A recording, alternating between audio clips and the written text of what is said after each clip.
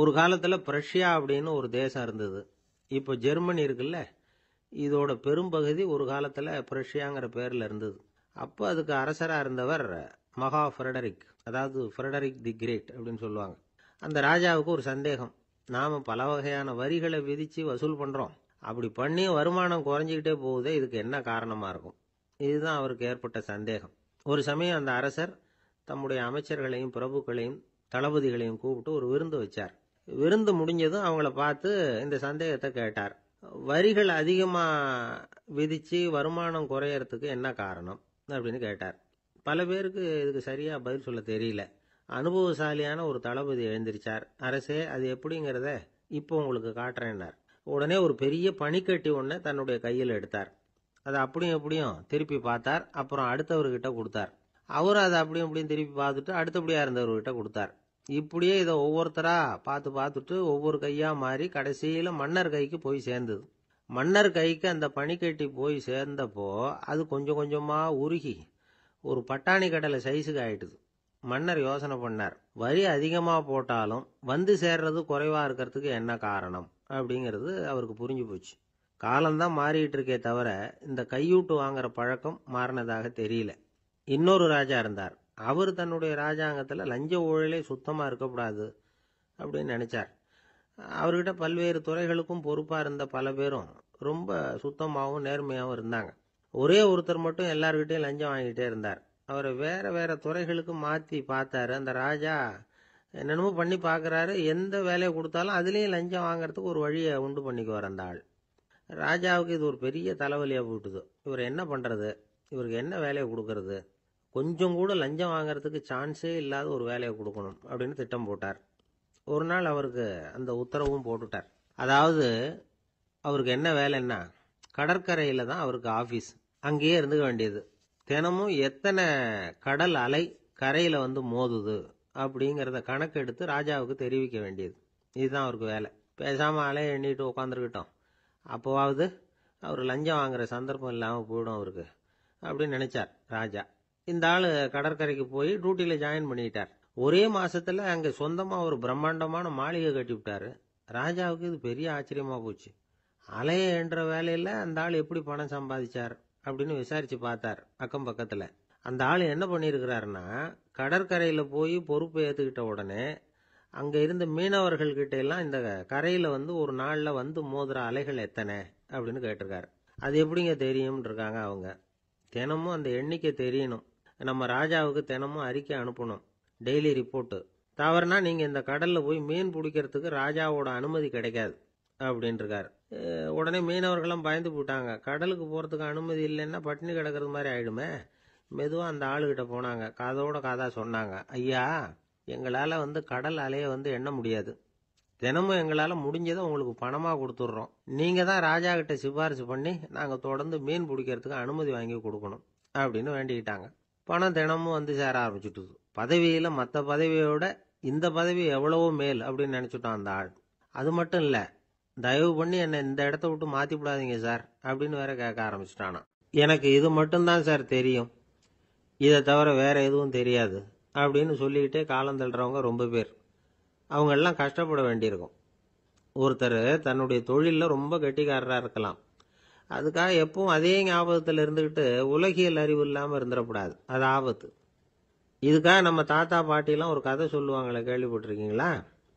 ஒரு சமயம் ஒரு 4 பேர் சேர்ந்து வெளியூருக்கு பிரயாணம் போனாங்களாம். அந்த 4 பேர் எப்படி தெரியுமா? ஒருத்தர் வந்து வேதாந்தி, இன்னொருத்தர் சங்கீத வித்வான், 3வது ஆள் வைத்தியர், 4வது ஆள் ஜோசியர். இவங்க 4 பேரும் நண்பர்கள். அதனால சேர்ந்து புறப்பட்டாங்க. வழியில் ஒரு ஊரில் தங்கினாங்க. இருட்டி போச்சு. அதனால் இன்னைக்கு ராத்திரி இங்கேயே தங்கி இருந்துட்டு நாளைக்கு புறப்படலாம் அப்படின்னு தீர்மானம் பண்ணாங்க. சாப்பாட்டுக்கு என்ன பண்ணுறது? அங்கேயே கடத்தெருவுக்கு போய் சாமான்லாம் வாங்கியாந்து சமைச்சு சாப்பிட்லாம்னு முடிவு பண்ணாங்க. 4 பேர் இருக்கிறதுனால ஆளுக்கு ஒரு காரியமாக செய்யலாம் அப்படின்னு வேலையை பிரிச்சுக்கிட்டாங்க. வைத்தியர் வந்து கரிகாய் வாங்க போனார், வேதாந்தி வந்து எண்ணெய் வாங்க போனார், ஜோசியர் வந்து பலசரக்கு வாங்க போனார், சங்கீத வித்வானுக்கு சமைக்கிற வேலை. எல்லாம் சரி, ஆனால் நடந்தது என்ன தெரியுமா? கடைத்தருவுக்கு காய்கறி வாங்க போனார்ல வைத்தியர், அங்கே போய் மார்க்கெட்டில் பார்த்தார். ஒவ்வொரு கறிகாயாக எடுத்து பார்த்தார். இது பித்தம், உடம்புக்கு ஒத்துக்காது, இது வாயு, உடம்புக்கு ஒத்துக்காது அப்படின்னு ஒவ்வொன்றா தள்ளினார். கடைசியில் ஒன்றுமே தேரல. வெறுங்கையோட திரும்பி வந்துகிட்டு இருக்கிறார். எண்ணெய் வாங்க போனார வேதாந்தி. அவர் ஒரு தொன்னையில் எண்ணெயை வாங்கினார். பேசாமல் அதை எடுத்துகிட்டு வர வேண்டியது தானே, முடியல. அவருடைய வேதாந்த மூளை சிந்திக்க ஆரம்பிச்சுட்டுது. இந்த தொன்னைக்கு எண்ணெய் ஆதாரமா அல்லது எண்ணெய்க்கு தொன்னை ஆதாரமா அப்படிங்கிற ஆராய்ச்சியில் இறங்கினார். என்னாச்சு தெரியுமா? அப்படி கவுத்து பார்த்தார். வாங்கின எண்ணெய் பூராவையும் வழியில் கொட்டிவிட்டு வெறும் தொன்னையோடு வந்து சேர்ந்தார். பலசரக்கு வாங்க போனார் ஜோசியர். அவர் ஒரு வழியில் பார்த்தாரு. வழியில் வந்தவங்களெல்லாம் அங்கங்கே ஒரு மரத்தடியில் உட்கார வச்சு அவங்களுக்கெல்லாம் ஆர்வம் சொல்ல ஆரம்பிச்சிட்டார். அப்படி ஒவ்வொருத்தராக சொல்லி முடிச்சுட்டு கடத்தருக்கு போய் சேர்ந்தார். இவர் அங்கே போய் சேர்றதுக்குள்ளே ரொம்ப நேரம் ஆயிட்டுது. கடையெல்லாம் பூட்டிவிட்டு போயிட்டாங்க. என்ன செய்யறது? அவரும் வெறுங்கையோட திரும்பி வந்து சேர்ந்தார். சரி, இவங்க கதை தான் இப்படி ஆச்சு. அங்கே சமைக்கிறதுக்காக உட்காந்துருந்தார் சங்கீத வித்வான். அவரு கதை என்னாச்சு தெரியுமா? அங்கே அவர் அடுப்பை பற்ற வச்சு ஒலையை கொதிக்க வச்சார். அதாவது ஒரு பானையில் தண்ணியை ஊற்றி அடுப்பில் வச்சார். அது கொதிக்க ஆரம்பிச்சுது. தண்ணி கொதிக்கிற சத்தம் இருக்குதுல்ல, அது இவருக்கு தாளம் போடுறது மாதிரி இருந்தது. ஒரே குஷி, பாட ஆரம்பிச்சுட்டார். பாடிக்கிட்டே உற்சாகமாக கையில் இருந்த கரண்டியால் அந்த பானையில் தட்டினார், தாளம் போடுறதா நினச்சிக்கிட்டு. அவ்வளவுதான், பானை பட்டுன்னு உடஞ்சி போச்சு. தலையில் கை வச்சுக்கிட்டு அவரும் உட்காந்துட்டார். எந்த தொழில் தெரிஞ்சாலும் சரி, அதை புத்திசாலித்தனமாக பயன்படுத்த தெரியலன்னா ஆபத்து தான். அதுக்காக தான் இந்த கதை. ஒரு பஸ்ஸு டிரைவர் ரொம்ப கெட்டிக்காரரு. பஸ்ஸை ரொம்ப திறமையாக ஆபத்து இல்லாமல் ஓட்டினதுக்காக பரிசுலாம் வாங்கினவர். அவரே ஒரு படகு ஓட்டுறதுக்காக அழைச்சிட்டு போயிருக்கிறாங்க, மோட்டார் படகு. அதையும் ரொம்ப திறமையாக தான் ஓட்டிட்டு போயிருக்கிறாரு. நடுக்கடலில் போனதும் படகு நின்று போச்சு. மோட்டாரில் ஏதோ கோளாறு. என்ன செய்யலாம் அப்படின்னு அந்த டிரைவரை கேட்டிருக்கிறாங்க படகுல இருந்தவங்கெல்லாம். அப்போ அவர் சொன்னாராம், கவலைப்படாதீங்க, ஒன்றும் பிரச்சனை இல்லை, எல்லாரும் கொஞ்சம் கீழே இறங்கி பின்னாடி தள்ளுங்க, மோட்டார் ஸ்டார்ட் ஆகிடும் அப்படின்னாராம். ஒருத்தரை பார்த்து உன்னுடைய நண்பர்கள் யார் அப்படின்னு ஒரு கேள்வி கேட்டு பாருங்க. கொஞ்சம் யோசிச்சு யோசிச்சு பதில் சொல்லுவாங்க. அவங்க கிட்டேயே உன்னுடைய எதிரிகள் யார் அப்படின்னு கேளுங்க, கடகடன்னு ஒப்பிச்சிருவாங்க. நம்ம மனசு இருக்க, அது எப்படின்னா நம்ம நண்பர்களை விட எதிரிகளை அது நல்லா ஞாபகத்தில் வச்சுக்கும். இது ஒரு ஆச்சரியமான உண்மை. உங்களால் நண்பர்களை மறந்துட முடியும், ஆனால் எதிரிகளை மறந்துட முடியாது. இது ஒரு வேடிக்கையான நிலைமை தான். அழகான தருணங்களை நாம் ஏன் மறந்துடுறோம்? இது இயற்கை. ஏன்னா நம்ம மனசு மலர்களை கவனிக்கிறது இல்லை, அதில் இருக்கிற முள்ளை தான் கவனிக்குது. தன்னை காயப்படுத்துகிற எதையும் அது உடனே கண்டுகொள்ளுது. ஒரு தெளிந்த சிந்தனை உடைய மனசு மிக அழகாக உள்ள எல்லாத்தையும் கவனிக்கும். அது நன்றியுடன் உணரக்கூடிய எல்லாத்தையும் பார்த்து குறிச்சிக்கும். இப்படிப்பட்டவங்க வாழ்க்கை இயல்பாகவே நல்லா அமையும். அது ரொம்ப அபூர்வம். மனசில் உள்ள ஒரு சிறிய அமைப்பை மாற்றுவதை பொறுத்து தான் இந்த விஷயம் அப்படிங்கிறார் ஓஷோ. ஒரு யூத கோவில் இருந்துதான். அது யூதர்களின் மடமாகவும் இருந்தது. அங்கே ஒரு தலைமை குரு, அவர் ரொம்ப கண்டிப்பானவர். அந்த கோவிலை ஒட்டி ஒரு தோட்டம். ஒரு நாள் காலையில் அந்த தோட்டத்தில் 2 இளம் யூதர்கள் நடந்து போய்கிட்டு இருக்கிறாங்க.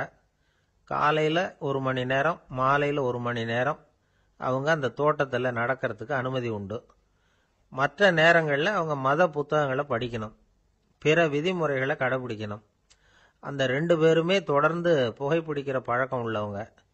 ஆனால் கோவில் மடத்தில் இருக்கிறப்போ அவங்க புகைப்பிடிக்க முடியாது, அது கடுமையான குற்றம். சரி, நாம் தோட்டத்தில் இருக்கிறப்போவாவது புகைப்பிடிக்கலாமா அப்படின்னு ஒரு ஆசை அவங்க 2 பேருக்குமே. இருந்தாலும் பயம்.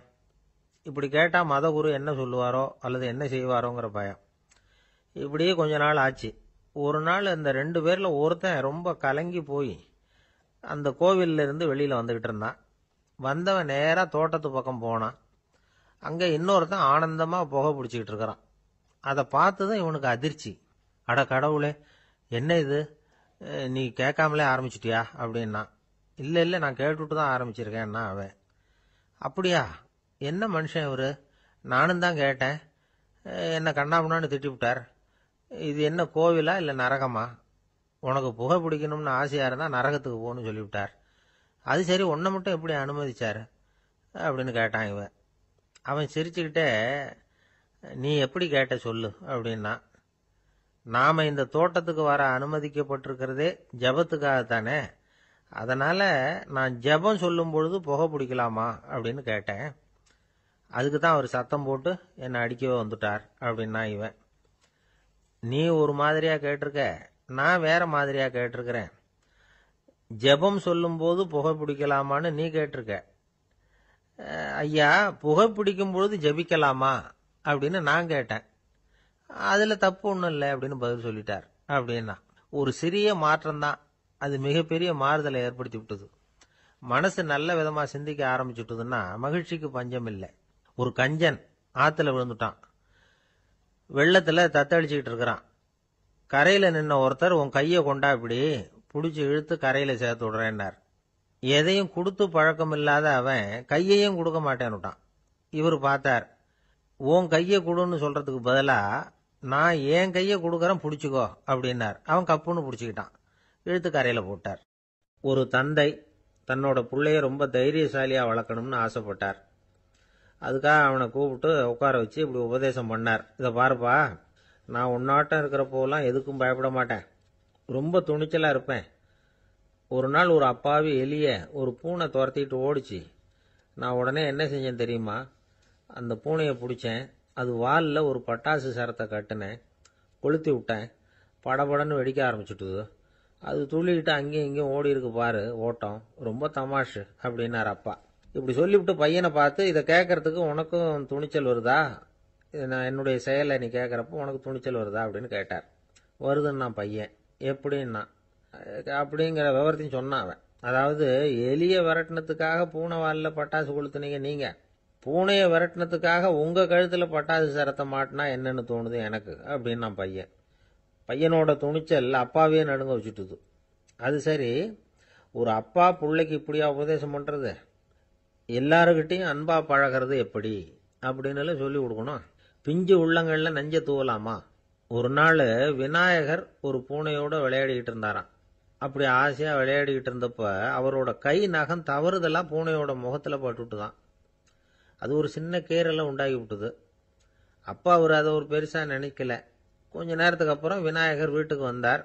அவங்க அம்மா பார்வதி தேவியை பார்த்தார். பார்வதி தேவி கன்னத்துல விரலால கீறினது மாதிரி ஒரு அடையாளம் இருந்தது. விநாயகருக்கு அதிர்ச்சி, ஆச்சரியம். நம்ம அம்மா இந்த உலகத்துக்கே தாயார்.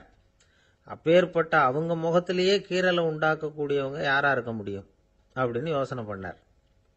தாயே, உன்னுடைய கன்னத்தில் இந்த வடு எப்படிம்மா ஏற்பட்டதுன்னு கேட்டார். குழந்தாய், இது நீ செஞ்ச காரியம்தான்ப்பா. உன்னுடைய கை நகம் கீறினதுனால ஏற்பட்ட வடு தான் இது அப்படின்னாங்க அவங்க. விநாயகர் திடுக்கிட்டு போட்டார். எப்படிம்மா அது? நான் எந்த காலத்திலையும் உன்னை அப்படி கீறினதாக எனக்கு நினைவு இல்லையே அப்படின்னார். இன்னைக்கு காலையில ஒரு பூனையை கீறினதை நீ மறந்துட்டியா அப்படின்னாங்க அந்த அம்மா. விநாயகர் திகைச்சு போய் நின்னார். பார்வதி தேவி சொன்னாங்க, இதை பார்ப்பா, இந்த உலகத்துல இருக்கக்கூடிய எல்லா உயிர்கள்லையும் நான் இருக்கிறேன். நான் தான் இந்த உலகமா ஆகியிருக்கிறேன். ஆகையினால நீ யாரை துன்புறுத்தினாலும் அது உண்மையிலேயே என்ன துன்புறுத்தினதா தான் வந்து முடியும் அப்படின்னாங்க. விநாயகர் மனசுக்குள்ள ஒரு வெளிச்சம் ஏற்பட்டுதான். அதுக்கப்புறம் அவர் யாரையுமே கல்யாணம் பண்ணிக்காததுக்கு அதுதான் காரணமா. இந்த உலகத்துல எல்லாரையும், இங்க இருக்கிற எல்லாத்தையும் தாயின் வடிவமா அவர் பார்க்க ஆரம்பிச்சிட்டாராம். குருதேவர் ராமகிருஷ்ணர் இந்த கதையை எடுத்து சொல்லியிருக்கிறார். நபிகள் நாயகம் ஒரு தடவை ஒரு நாற்காலியில உட்காந்து என்னமோ யோசனை பண்ணிட்டு இருந்திருக்கிறார். அப்ப அவரோட உடையில ஒரு கீழ்ப்பகுதி தரையில படிஞ்சு கிடந்திருக்குது. அங்க விளையாடிக்கிட்டு இருந்த ஒரு பூனை அது மேல வந்து படுத்து தூங்கி போச்சு. தொழுகை செய்ய வேண்டிய நேரம் வந்துட்டது. நபிகள் நாயகம் எழுந்திருக்க பார்த்தார். அப்போதான் பூனை தன்னோட உடை மேல படுத்து தூங்கிட்டு இருக்கிறது கண்ணில் படுது. பூனையோட தூக்கத்தை கலைக்க விரும்பல அவர். தன்னுடைய சகோதரியை கூப்பிட்டார். ஒரு கத்திரிக்கோல் எடுத்துட்டு வர சொன்னார். பூனை படுத்திருந்த உடை பகுதி மட்டும் இருக்குல்ல, அதை மட்டும் அதோட கத்திரிச்சு விட்டுட்டு அதுக்கப்புறம் அவர் எழுந்திரிச்சு தொழுகைக்கு போனாராம். அதாவது பிற உயிர்கள் கிட்ட எப்படி அன்பு காட்டணுங்கிறத பெரியவங்க எவ்வளவோ விதத்துல நமக்கு எடுத்து காட்டியிருக்கிறாங்க. இருந்தாலும் எத்தனை பேர் மனசுல அதெல்லாம் உரைச்சிருக்குது? நாமளும் நம்ம ட்ரெஸ் மேல ஒரு பூனை படுத்திருந்தா ஒரு கத்திரிக்கோலை தான் தேடுவோம், எடுத்துட்டு வர சொல்லுவோம். துணியை வெட்டுறதுக்கு பதிலாக இல்லை அதோட வாழை வெட்டினா என்ன அப்படின்னு தோணும். ஒரு ஆள் ரொம்ப பிரியமா ஒரு பூனையை ஆத்துல குளிப்பாட்டிக்கிட்டு இருந்தானா. எப்படி? அந்த பூனையை ஆத்து தண்ணியில அமுக்கி அமுக்கி குளிப்பாட்டிக்கிட்டு இருக்கிறான். அந்த வழியா போன பெரியவர் ஒருத்தர் இதை பார்த்தார். இதை பார்ப்பா, பூனையை அது மாதிரி ஆற்று தண்ணியில் அமுக்கி குளிப்பாட்டாத, மூச்சு திணறி செத்து போடும் அப்படின்னு அட்வைஸ் பண்ணார். நீ போய் அவன் வேலையை பார்த்துக்கிட்டு, எனக்கு எல்லாம் தெரியும்னா இவன். சரின்னு அவர் போயிட்டார். கொஞ்ச நேரம் கழித்து அவரே அந்த வழியாக திரும்பி வந்துக்கிட்டு இருந்தார். ஆற்றுல பூனையை குளிப்பாட்டிக்கிட்டு இருந்தவன் அழுதுகிட்டு உட்காந்துருக்கிறான். பக்கத்தில் அந்த பூனை செத்து கிடக்குது. இதை பார்த்தார் பெரியவர். நான் தான் அப்போவே சொன்னேனே அந்த பூனையை ஆற்றுல நினைக்காதேன்னு, அதை கேட்டிருந்தா இப்படி ஆயிருக்குமா அப்படின்னார். அந்த ஆள் கோபமாக இவரை முறைச்சி பார்த்தான். அட போய்யா, இந்த பூனை ஆற்றுல குளித்ததுனால ஒன்றும் செத்து போகல, குளித்ததுக்கு அப்புறம் அதோட உடம்பு ஈரமாக இருக்குதுன்னு அதை புழிஞ்சேன், அதனால தான் இப்படி ஆயிட்டுது அப்படின்னு நானாம். ஒரு விவசாயி விதைக்கிறதுக்காக வயல்வெளி பக்கம் போகிறார். விதைகளை அள்ளி வீசினார். அப்போ என்ன ஆச்சுன்னா, சில விதைகள் பாதை ஓரத்தில் விழுந்தது, சில விதைகள் முள் செடிகள் மண்டி இருந்த புதருக்கு இடையில விழுந்தது, சில விதைகள் நல்ல நிலத்தில் விழுந்தது. பாதை ஓரத்தில் விழுந்த விதை என்ன ஆச்சுன்னா, அதெல்லாம் பறவைகள் கண்ணில் போட்டுவிட்டுது. உடனே உட்காந்து கொத்தி தின்னுட்டு போட்டுது. அதிகமாக மண் இல்லாத பாறை பகுதியில் விழுந்த விதையெல்லாம் லேசாக வேர் விட்டு முளைக்க ஆரம்பிச்சுது. அதுக்கப்புறம் வேர் கீழேயும் ஆழமாக போக முடியல, மேலேயும் சூரிய வெப்பம் அதிகம் தாங்க முடியல, எல்லாம் காஞ்சி கருகி போட்டுது. புதர் பகுதியில் சில விதைகள் விழுந்தது இல்லையா, முள் செடிகள் காடாக மண்டி போயிருந்தது. அதனால் முளைச்சி வர்ற செடிக்கு நெருக்கடி அதிகமாக போட்டுது, சரியாக வளர முடியல, விளைச்சலும் சரியா இல்லை. நல்ல நிலத்தில் விழுந்த விதைகள் மட்டும் நல்லா முளைச்சிது, நல்லா வளர்ந்தது, விளைச்சலும் பிரமாதமாக இருந்தது. இந்த கதையை சொல்லிவிட்டு கேட்க செவியுள்ளோர் கேட்கட்டும் அப்படிங்கிறார் இயேசு பெருமான். ஆமாம், இயேசு கடலில் நின்ற படகு ஒன்றில் உட்காந்துருக்கிறார். கடற்கரையில் ஏராளமான மக்கள் உட்காந்துருக்கிறாங்க. அந்த சமயத்தில் தான் இயேசு ஓமைகள் மூலமாக மக்களுக்கு பல உண்மைகளை சொல்லிகிட்டு இருக்கிறார். மக்கள் அந்த கதையை கேட்டுட்டு ஒன்றும் புரியாமல் முழிக்கிறாங்க. அதை கவனித்த இயேசு அந்த ஓமையை விளக்க ஆரம்பித்தார். இதில் அந்த விதைக்கிறவர் தான் இறைவன். அவருடைய வார்த்தைகளை விதைக்கிறார். அந்த வார்த்தைகளை கேட்கிற மக்கள் அந்த விழுந்த விதைகள் மாதிரி 4 வகையானவர்கள். சில பேர் பாதை ஓரத்தில் விழுந்த விதைகள் மாதிரி, இறைவன் வார்த்தைகளை அவங்க கேட்குறாங்க, ஆனால் தீய எண்ணங்கள் செய்கைகள் மூலமாக விதைக்கப்பட்ட வார்த்தைகள் அழிஞ்சு போடுது. இறைவன் வார்த்தைகளை கேட்ட உடனே மகிழ்ந்து போய் உடனே சில பேர் அதை ஏற்றுக்கிறாங்க. இவங்கெல்லாம் அந்த பாறை பகுதியில் விழுந்த விதைகள் மாதிரி. அதனால் இவங்கெல்லாம் வேறு இல்லாதவங்க, கொஞ்ச காலத்துக்கு இறை வார்த்தைகளுக்கு கீழ்ப்படிந்து நடப்பாங்க. அதனால் ஏதாவது இடைஞ்சல் ஏற்பட்டால் உடனே தடுமாறுவாங்க, தங்கள்கிட்ட இருக்கிற நல்ல பண்புகளை விட்டுட்டு பாவ வழிகளுக்கு போயிடுவாங்க. முள் செடிகளுக்கு இடையில விழுந்த விதைகள் மாதிரி உள்ளவங்க யாருன்னா, இவங்களுக்கு உலக கவலை உண்டு, செல்வத்தின் மீது மயக்கம் உடையவர்கள், உலக ஆசைகள் இவங்களுக்குள்ள பூந்துடுறதுனால அங்கே இருக்கிற நல்ல பண்புகள் மறைஞ்சு போயிடுது. அதனால் அவங்களும் உபயோகம் இல்லாதவங்களா ஆயிடுறாங்க. நல்ல மனிதர்கள் நல்ல நிலத்தில் விழுந்த விதைகளுக்கு ஒப்பானவர்கள். இவங்க இறை வார்த்தையை கேட்குறாங்க, அதை ஏற்றுக்கிறாங்க, அவங்களும் நல்லபடியாக வாழுறாங்க, அடுத்தவங்களுக்கும் உபயோகமாக இருப்பாங்க. இதுதான் இயேசு சொன்ன விளக்கம். நல்ல வார்த்தைகளை கேளுங்கள், நல்ல வார்த்தைகளை ஏற்றுக்கொள்ளுங்கள், அடுத்தவங்களுக்கு உபயோகமாக இருங்க. இதுதான் பெரியவங்கள்லாம் நமக்கு சொல்லுகிற உபதேசம். ஒரு அப்பா தன்னுடைய மகனுக்கு உபதேசம் பண்ணார். இதை பாருப்பா, நல்ல வார்த்தைகளை கேட்கணும், எப்போதுமே மகன் அப்பா பேச்சை கேட்கறது நல்லது அப்படின்னாராம். நீ ஏதாவது ஒரு தப்பு பண்ணால் என் தலையில் ஒரு முடி நரைச்சி வெள்ளையா போடும்பா, நீ செய்கிற ஒவ்வொரு தப்புக்கும் என் தலையில் ஒவ்வொரு முடி வெள்ளையாயிடும் அப்படின்னாராம். பையன் யோசிச்சான், அப்பா இப்போதான் எனக்கு புரியுது, தாத்தாவோட தலைமுடி பூராவும் வெள்ளையா இருக்கிறதுக்கு என்ன காரணம்ங்கிறது எனக்கு இப்போதான் புரியுது அப்படின்னானா. ஒரு ஊரில் ஒரு ராஜா இருந்தார். அவர் ஒரு பூனை வளர்த்தார். ரொம்ப செல்லமாக அவர் அந்த பூனையை வளர்த்தார். அவர் என்ன பண்ணுவார் தெரியுமா, இரவு நேரத்தில் அந்த பூனையோட தலையில் ஒரு விளக்க வச்சிருவார். அந்த பூனை ரொம்ப ஜாக்கிரதையாக அந்த விளக்கு கீழே விழுந்துடாமல் பார்த்துக்கும். தலையை ஆட்டாமல் ரொம்ப நிதானமாக ராஜா பின்னாடி நடந்து போய்கிட்டே இருக்கும். அந்த விளக்கு வெளிச்சத்தில் எல்லா வேலைகளையும் செஞ்சிருவார். கையில் ஒரு விளக்கை தனியாக எடுத்துகிட்டு போக வேண்டிய அவசியமே இல்லை. விளக்கை தூக்கிட்டு போகிற வேலையை அந்த பூனை பார்த்துக்கும். அதனால் ராஜாவுக்கு அந்த பூனை மேலே ரொம்ப பிரியம்.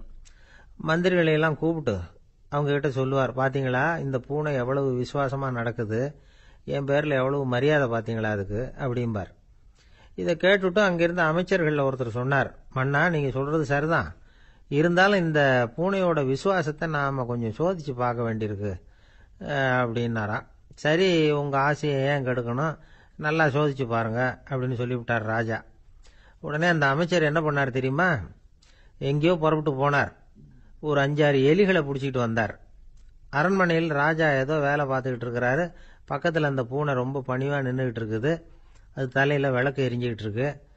அமைச்சர் தான் பிடிச்சிட்டு வந்த எலிகளை அந்த பூனை பார்வையில் படுறது மாதிரி எதிரில் விட்டார். அந்த எலிகள்லாம் அங்கேயும் இங்கேயும் ஓட ஆரம்பிச்சுது. அதை பார்த்தது பூனை, அவ்வளவுதான். தலையில் இருக்கிற விளக்கை பற்றியும் கவலைப்படலை, ராஜாவை பற்றியும் கவலைப்படல. ஒரே பாய்ச்சலாக பாஞ்சு எலிகளை துரத்த ஆரம்பிச்சுட்டுது. தலையில் இருந்த விளக்கு எங்கேயோ போய் விழுந்தது, அணைஞ்சு போச்சு. இருட்டில் ராஜா தடுமாற ஆரம்பிச்சுட்டார். இந்த சமயத்தில் அந்த அமைச்சர் மறுபடியும் விளக்கை ஏற்றினார். வெளிச்சம் வந்தது. அதுக்கப்புறம் அந்த அமைச்சர் பேசினார். அரசே, பூனையோட விசுவாசத்தை பார்த்தீங்களா? எலி அது கண்ணில் படுற வரைக்கும் தான் விசுவாசமா இருந்தது. அது மாதிரி எலியை பார்த்ததும் எல்லாத்தையும் விட்டுட்டு அதை துரத்த ஆரம்பிச்சுட்டு பார்த்தீங்களா? தான் அந்த பூனையை பற்றி நினைச்சது தப்புங்கிறது அதுக்கப்புறம் தான் அந்த ராஜாவுக்கு புரிஞ்சுதான். சரி, இப்போ எதுக்கு இந்த கதையெல்லாம் அப்படிங்கிறீங்களா? இந்த பூனை மாதிரி தான் நம்ம மனசும். மனசை எவ்வளவுதான் பயிற்சி கொடுத்து பக்குவமாக வச்சிருந்தாலும் பார்க்கறதுக்கு பரமசாது மாதிரி தான் இருக்கும். பார்க்க வேண்டியதை பார்த்துட்டுதுன்னா பாஞ்சிரும். இந்த பூனை மாதிரி புலன் இன்ப பொருள்கள் கிட்டாத வரைக்கும் மனம் அடங்கி இருக்கிறது மாதிரி தான் தெரியும். கொஞ்சம் வாய்ப்பு கிடைச்சாலும் அது குதிக்க ஆரம்பிச்சிரும், தப்பு பண்ண ஆரம்பிச்சிரும். பெரிய பெரிய முனிவர்கள் வாழ்க்கையில் நடந்த வீழ்ச்சி இதை தான் நிரூபிக்குது. புலன்களின் ஆற்றல் அதிகம். அதனால மனக்கட்டுப்பாடு பயிற்சிகளில் ரொம்ப எச்சரிக்கையா இருக்கணுங்கிறார் சுவாமி சிவானந்தர். மது பழக்கத்தையே விட்டுட்டேன்னு உறுதியா இருப்பான். கடை கண்ணில் பட்டுட்டுதுன்னா கால் அவனை கேட்காமலே இழுத்துக்கிட்டு உள்ள போயிடும். இதுதான் மனசுங்கிறது. அதுதான் அந்த ராஜா வளர்த்த பூனை. நம்மால் ஒருத்தன் அந்த ராஜா பூனை தலையில விளக்க வச்சது மாதிரி இவன் தன்னுடைய தலையிலேயே ஒரு விளக்கை ஏற்றி வச்சுக்கிட்டு என்னத்தையோ தேட ஆரம்பிச்சான். தேடிட்டு இருக்கிறான். தலையை ஆட்டாம நிதானமா நடந்து ரொம்ப நேரமா தேடிட்டு இருக்கிறான். அந்த சமயம் அங்க வந்த ஒருத்தர் என்னத்தை தேடுறீங்கன்னு கேட்டார். அதுதான் மறந்து போச்சு அப்படின்னு இழுத்தான். சரி, கொஞ்சம் இப்படி உட்காருங்க, ஞாபகம் வந்ததும் தேட ஆரம்பிக்கலாம் அப்படின்னாரு அவரு. இவன் கொஞ்ச நேரம் உட்காந்து யோசிச்சான். அப்புறம் திடீர்னு எழுந்திருச்சான். ஞாபகம் வந்துட்டுதுன்னா. என்னன்னு கேட்டார். எங்க வீட்டில் இருந்த விளக்க எங்க வச்சேன்னு தெரியல, அதுதான் தேடிக்கிட்டு இருக்கிறேன், ஏற்றி வைக்கலாம்னு பார்க்கறேன் அப்படின்னா. வாழ்க்கையில சில சந்தர்ப்பங்கள்ல நாம சில அவமானங்களை சந்திச்சே தீர வேண்டியிருக்கு. என்ன பண்றது, காலம் அப்படி. அவமானப்படுறவங்க உடனே அடங்கி போயிடுறது தான் உலக வழக்கம். அவமானப்பட்டா உடனே சீறி எழறவங்களும் உண்டு.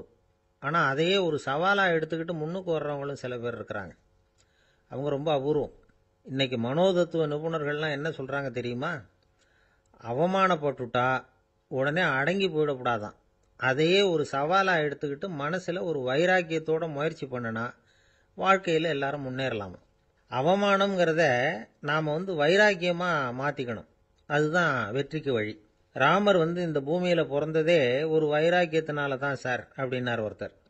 எப்படிங்க அது அப்படின்னு கேட்டேன். அவர் சொன்னார், தசரதருக்கு ராமர் குழந்தையா பிறக்கணும், அப்பதான் இங்க இருக்கிற கஷ்டங்கள்லாம் நீங்கும் அப்படின்னு சர்வ லோகமும் எதிர்பார்த்துக்கிட்டு இருக்குது. ஆனா அவர் எப்போ பிறப்பார் அப்படின்னு யாருக்கும் தெரியல. அந்த காரியம் சீக்கிரம் நடக்கணுமே, அதுக்கு என்ன பண்றது? நாரதர் வந்தார் ஒரு நாள் தசரதரை தேடி. தசரதா, உனக்கு ஒரு செய்தி தெரியுமான்னு ஆரம்பிச்சார். அவர் எப்பவும் இப்படித்தானே ஆரம்பிக்கிறது வழக்கம். என்ன விஷயம்னு கேட்டார் தசரதர். தசரதா, நீ அடிக்கடி உன்னோட தேர்ல ஏறிக்கிட்டு தேவலோகத்துக்கு போற, அங்க போற வர்ற எல்லாம் பண்ணிட்டு இருக்க, எல்லாம் சரி. தேவலோகத்திலையும் உன்னை நல்லபடியா தான் வரவேற்கிறாங்க. தேவேந்திரன் உன்னை பிரியமா அழைச்சிட்டு போய் தன்னுடைய அரியாசனத்திலேயே தனக்கு பக்கத்திலேயே உட்கார வைக்கிறான். நீயும் சந்தோஷமா உட்காந்து பேசிவிட்டு வந்துடுற. ஆனா நீ இங்க வந்ததுக்கு அப்புறம் அங்க என்ன நடக்குது தெரியுமா உனக்கு அப்படின்னாராம் நாரதர். என்ன நடக்குது எனக்கு ஒன்றும் தெரியலையே அப்படின்னாராம் தசரதர்.